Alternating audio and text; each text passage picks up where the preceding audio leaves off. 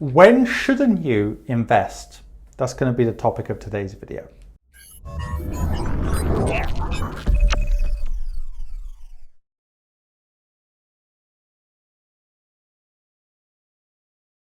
Okay everyone, if you're a high net wealth individual or an expat in particular, go over to adamfayed.com and see how I can help you. Now on this video, I'm going to talk about when you shouldn't invest. And now most of the people watching this know that I'm a big advocate of investing, but I do think there are certain times when you actually shouldn't invest. Number one is when you actually are going to need the money for something specific in the next few months or few years. You have some people saying, oh, I want to save up and invest for my wedding next year or something like that. That's silly, because at the end of the day, even though markets long term have always done well, and in fact, even over a 5-year time horizon, the chance of being up on the S&P 500 is 86% historically, but you've still got a 14% chance of being down. The point is, you shouldn't actually be investing money which you're going to need in a few months or even a couple of years if it's linked to stock markets at least, because the whole point about stock markets is you're investing money you don't necessarily need right now, and ideally you should be doing it for the very long term. So it doesn't make sense at least to invest in the stock market if you're looking to just have a short-term objective for a few months or even a few years.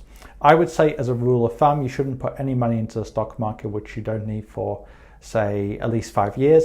And even if you have a 5-year time horizon, you shouldn't be 100% in stocks because of the aforementioned statistic. If you've got a 5-year time horizon, you should be in stocks, but also other assets as well, because ultimately you've still got a chance of being down.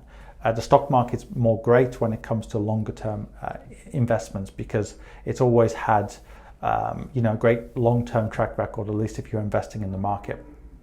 But number two, I would say, is that most people who can't deal with the emotional ups and downs of investing probably shouldn't do it in the first place.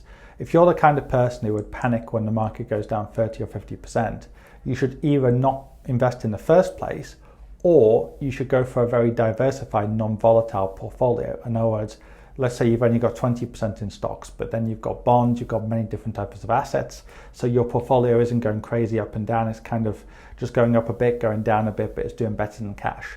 Either way, I would not invest if you're very afraid. Because one thing I've found time and time again is that most people overestimate how much they can deal with volatility. A lot of people say, oh, I could deal with it, or I wouldn't be that person to kind of panic sell.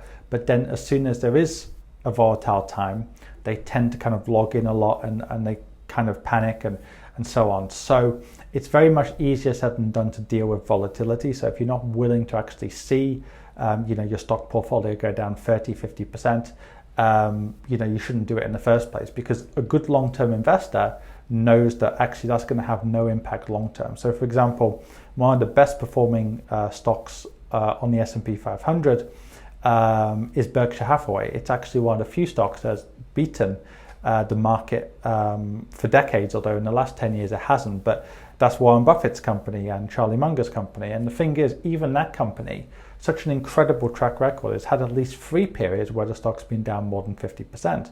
Likewise, the Dow Jones started the year in 1900 as 60, and it got to 36,000 a couple of months ago. The Dow Jones and the S&P 500 have done about 10-11% per year since 1945, adjusted for dividend reinvestment. But the number of times the market has been down 30, 40, 50% is huge. And the number of times it's been down 10 or 20%, it's literally countless times. So ultimately, you shouldn't invest, at least in a majority stock portfolio, if you're not willing to see that happen. Because in the next 30 or 40 years, if the market follows the same pattern as it has done in the last 200 years, yes, your money is going to be worth much more in 30 years than now, but it's going to be a very volatile ride, and people need to actually essentially get ready for that. And if you're not ready for that, then it's probably better not to invest, or at least have a very diversified portfolio to make sure that the ride is more smooth, so to speak. How can I help you? In 2 ways. First of all, are you an expat, a high net wealth individual, or just somebody who lives in a part of the world where it's difficult to get access to quality investment solutions? In which case, go onto my website on adamfayed.com and find out more.